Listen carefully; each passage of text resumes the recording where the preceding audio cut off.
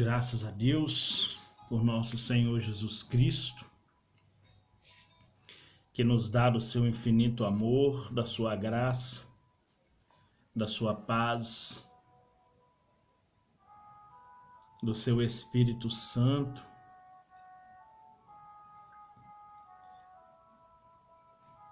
que sobre nós tem repousado a sua graça no seu Filho Jesus.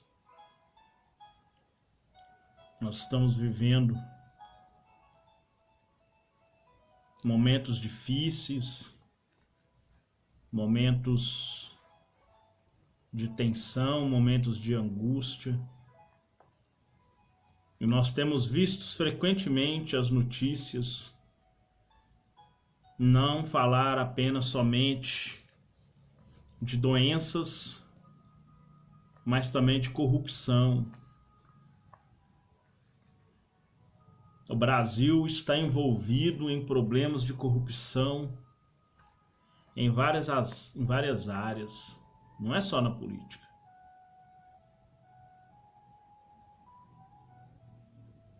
Mas o problema moral causado pelo pecado, ele também traz corrupção. Porque se nós avaliarmos bem a situação,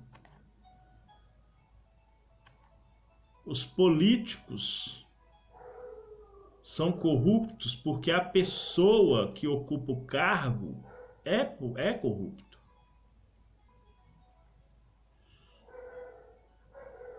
Né? Deputado federal, deputado estadual, vereador, prefeito, presidente, isso é cargo. Igual um cargo de faxineira, de porteiro, de vigilante, de segurança, isso é cargo. Então a corrupção nesses locais é porque as pessoas que ocupam esses cargos são corruptos. E eles se utilizam dessas coisas para cometer crimes. Ser advogado é cargo. Ser juiz é cargo. Né? Ser policial é cargo. Então a pessoa corrupta é que ocupa esse cargo. No meio espiritual também. O pastor que é devasso, que é avarento, que é idólatra, que é maldizente, que é roubador, né? Que é corrupto, que é pedófilo. Isso é cargo, é a pessoa que é corrupta. Não é o cargo, é a pessoa. Então nós vamos falar sobre a corrupção. Não é só nos nossos dias. A Bíblia fala em Gênesis 6 que toda a carne se corrompeu e a terra se encheu de violência. Então a corrupção não é dos nossos dias. É desde quando o homem rejeitou a obediência a Deus. Nós vamos abrir a nossa Bíblia no livro de 2 Pedro, no capítulo 2, no versículo 12. Fala assim: mas estes, como animais irracionais que seguem a natureza, feito para serem presos e mortos, blasfemando do que não entendem, perecerão na sua corrupção. O ensino da palavra de Deus de modo cuidadoso deve evitar a corrupção. O ensino da palavra de Deus de modo cuidadoso pode evitar a corrupção.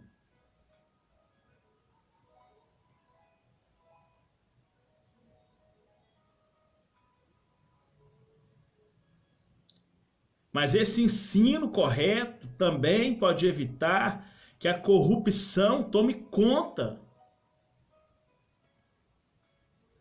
dos cristãos, que eles não venham cair nesse pecado.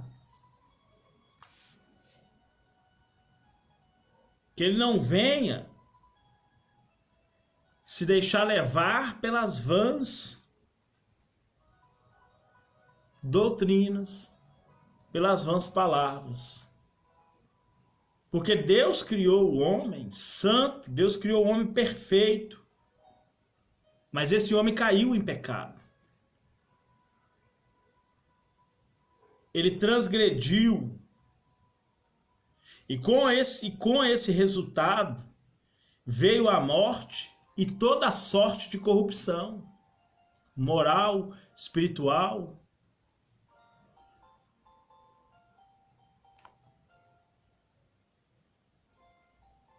Infelizmente, a humanidade se afastou de Deus e vem a cada dia mais se tornando corrupta.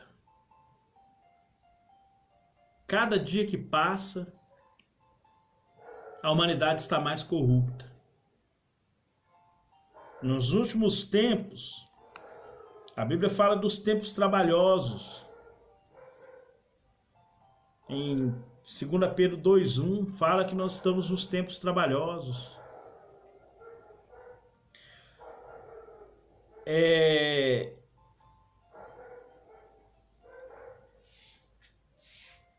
Os últimos dias refere-se não somente ao fim dos tempos escatológicos, mas refere-se ao ataque de gnósticos sobre a igreja. Lá em Timóteo, no capítulo 4, o apóstolo Paulo mostra a Timóteo o grande desafio de se tornar fiel ao Senhor nos momentos mais difíceis em que o mestre tem que se mostrar incorruptível, físico, espiritual, moral, para não se corromper com as doutrinas dos homens falsos, dos homens sem mestres, dos homens sem Deus. E ele lista algumas dessas pessoas corruptas que podem surgir no meio da igreja. Ele fala, por exemplo, dos homens amantes de si mesmo, que são pessoas que corrompem o evangelho, corrompem suas vidas, pregando mentiras, para buscar seus interesses em primeiro lugar, antes de valorizar os outros e a obra de Deus. Essas pessoas não têm amor, pois o verdadeiro amor não busca seus próprios interesses. Ele ensinando isso lá aos Coríntios, no capítulo 13, no versículo 5. Ele fala que o amor não busca seus interesses. Ele também fala dos homens avarentos. A avareza está ligada à idolatria.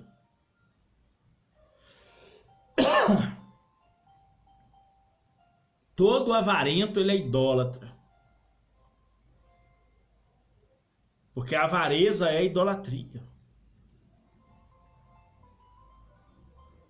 A avareza está ligada a Mamon, que em grego, né, em hebraico, quer dizer o Deus das riquezas, ou o Deus da distribuição das riquezas, o Deus dos bens materiais.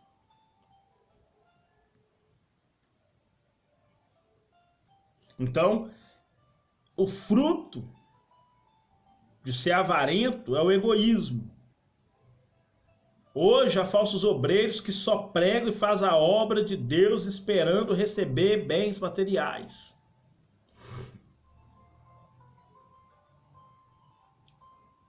Não estou falando aqui do justo salário, defendido pelas Escrituras. Mas eu estou falando contra a avareza, de pessoas cobrarem fortunas para pregar a palavra de Deus. Não estou falando do justo salário. Então, os avarentos é um meio de corrupção, ou um meio pelo qual o diabo usa para corromper uma pessoa. Tem os presunçosos, soberbos, que são homens cheios de orgulho, de arrogância, que se julga superior aos outros.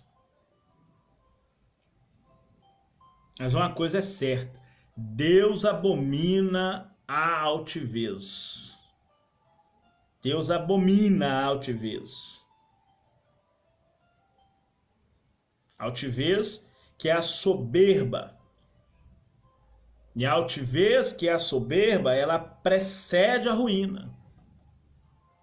Se Deus resiste o soberbo, com certeza ele vai arruinar a sua vida. Lá no livro de Provérbios 6, versículo 16 e 17. A humildade precede a honra. Mas também fala do soberbo, que a soberba precede a ruína. Mas a humildade precede a honra. Blasfemos. Existe blasfêmia que nem perdão tem. É uma ofensa verbal a Deus e aos homens. Tiago fala assim, como que você glorifica a Deus e amaldiçoa o homem feito à semelhança de Deus? Isso é blasfêmia. Jesus ensinou que para a blasfêmia contra o Espírito Santo não haverá perdão. Está lá em Mateus 12, 31. Não tem perdão. Tem os desobedientes e ingratos. São péssimos exemplos na família. São péssimos exemplos para os familiares. Porque essas pessoas são ingratas com seus pais, amigos, igreja, ministério. Ele é ingrato com todo mundo, até com Deus, até com ele mesmo. Tem os profanos e sem afeto natural, que são pessoas que não sabem o significado da palavra amor. No livro de Romanos é chamado de homem sem afeto natural. Romanos 1:31, chamado assim. Os irreconciliáveis, caluniadores, cruéis. Tudo isso é meio de corrupção que está no nosso meio. Nunca estão dispostos a perdoar e a reconciliarem. Isso é corrupção do coração. Por isso que Jesus falou que o que sai é o que contamina. Porque o coração já está contaminado. A corrupção no coração vai sair pela boca. As blasfêmias, prostituição, os adultérios, os maus pensamentos. Tudo isso contamina o homem. E isso o leva à perdição. Tudo isso aqui, ó,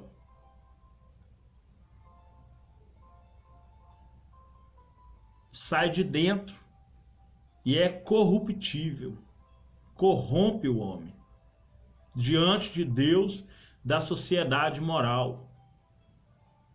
Consequentemente, ele não vai ter salvação. Vai perder a salvação. A falsa aparência. Muitos vão à igreja, têm um linguajar de crente, se vestem como crente, porém suas atitudes não condizem com a palavra de Deus. Acho que é Mateus 15.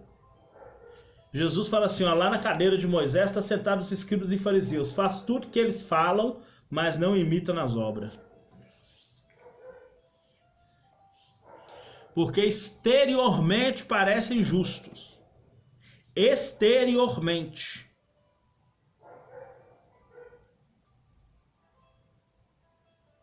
Exteriormente parecem justos, mas interiormente estão cheios de ossos de mortos. Está falando de corrupção. Raramente se pune um caluniador. Não sabem conter-se, não têm autocontrole nem domínio próprio. São pessoas impiedosas e desumanas.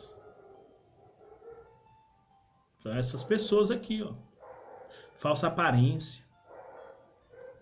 Paulo adverte quanto a estes que querem viver apenas de aparência, enganando e sendo enganados.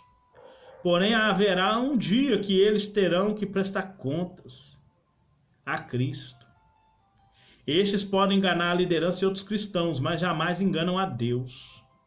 O Senhor conhece aquele que são seus. Isso aqui está lá em Naum 1, versículo 7.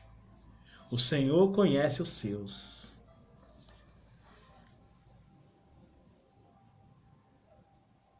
O Senhor conhece os seus.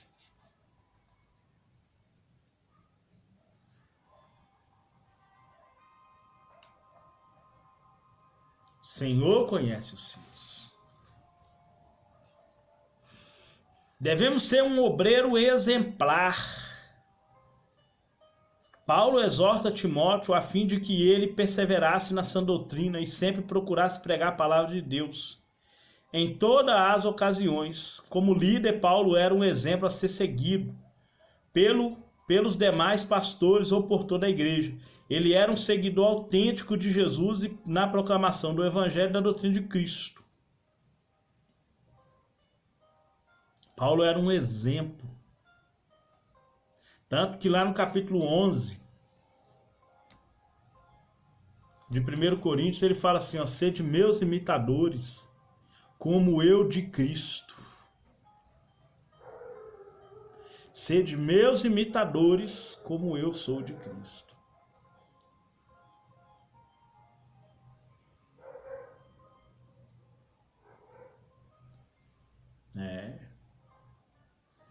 Modo de viver. Muitos exortam, ensinam e pregam com muita desenvoltura, todavia na prática não vive aquilo que transmite nos púlpitos. Livro de Tiago 4. Não vamos ser apenas ouvintes, mas praticantes. Porque quem é como ouvinte é como a onda do mar, que vem e volta, vem e volta. Mas que sejamos praticantes.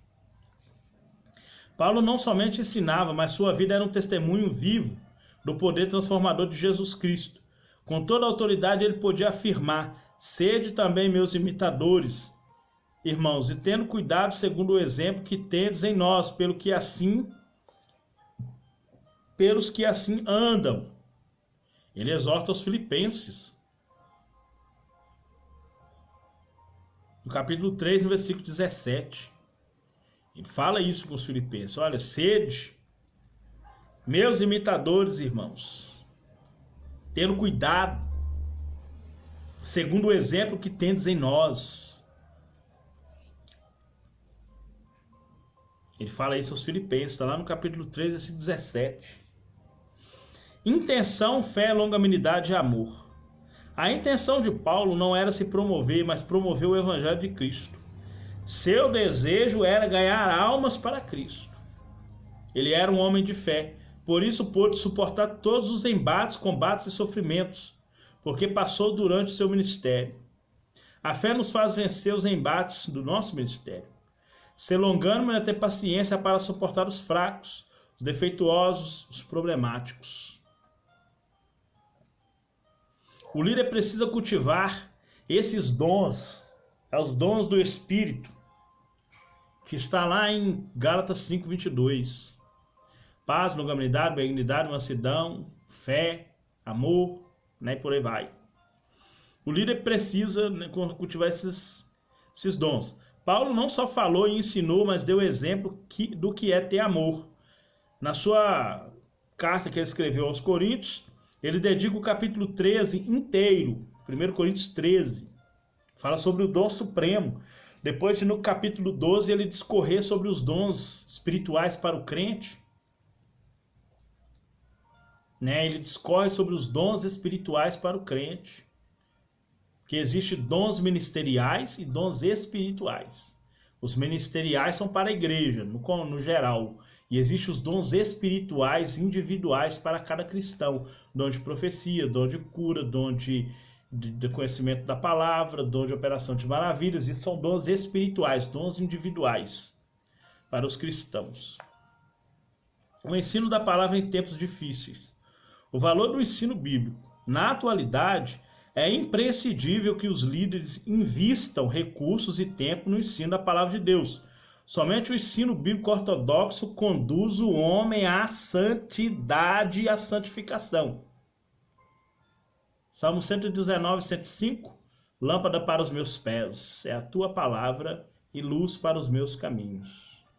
A lâmpada pode ser como a luz do mundo. Jesus fala que se todo o seu olho for bom, seu corpo vai ser luz.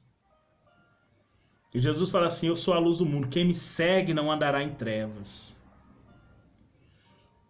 Poderia ser mais bem traduzido assim, ó: santidade para a minha vida é a tua palavra, e para a minha condução até Cristo é o teu Espírito. Esse é o sentido do versículo do Salmo 105. O ensino da palavra de Deus é a instrução que leva o homem a viver de modo justo e digno. Nesses tempos difíceis em que estamos vivendo, necessitamos de líderes dedicados ao estudo e ao ensino das Escrituras Sagradas. O que mais precisamos é de pessoas que realmente conhecem mesmo a palavra de Deus, para não ensinar distorcidamente. É pegar as ideias dominantes para trazer o verdadeiro fruto do Espírito para o nosso alimento. Combatendo o espírito do anticristo com a palavra de Deus. Anticristo, vou tirar um tempinho aqui para me falar sobre isso. A palavra anti está ligado à antitese, que são o contrário de duas ideias. Então existe o que combate o ensino de Cristo. Aquele que combate o ensino de Cristo, na primeira carta de João, né, no capítulo de João, quando ele fala sobre o anticristo, lá no capítulo 3, né, que ele fala sobre os anticristos, né, no capítulo 4, né, quando ele fala dos espíritos lá que tem que julgar, porque muitos anticristos já têm se levantado, né, que o anticristo é aquele que nega que Jesus é o Cristo, tal. Esse quer dizer que esse anticristo não é o anticristo, aquele que vai vir lá, o homem do pecado, mas é aquele que disputa contra os ensinos de Cristo, é o antitese, que é o anticristo. Então nós devemos combater essas pessoas que combatem o ensino de Cristo, querendo colocar ensinos falsos, com o verdadeiro ensino de Cristo. Você vai ver isso também lá em 1 João 2,18, quando ele fala assim: olha, filhinhos, 1 João 2,18, quando o apóstolo João, né, fala: olha, já é a última hora, nós sabemos que vai vir o anticristo e muito anticristo já tem se levantado. Então nós temos que combater o falso ensino com o verdadeiro ensino, combater aqueles que combatem o ensino de Cristo. Vivemos tempos difíceis, por isso precisamos nos voltar para a palavra de Deus. Ela é um guia seguro para conduzir o crente nesse mundo de trevas morais e espirituais. A igreja do Senhor Jesus Cristo é formada de pessoas que são sal da terra e luz do mundo. Portanto, sejamos exemplos para esta sociedade pós-moderna. Amém? Deus possa derramar grandemente sobre nossas vidas o poder dele, em nome de Jesus. Pai santo, querido, Deus amado, nós agradecemos ao Senhor por esse momento, que a tua palavra esteja no nosso coração. Pai, muito obrigado. Que o Senhor seja glorificado a todo momento, em nome de Jesus. Amém. Graças a Deus. Que o Senhor te abençoe, em nome de Jesus.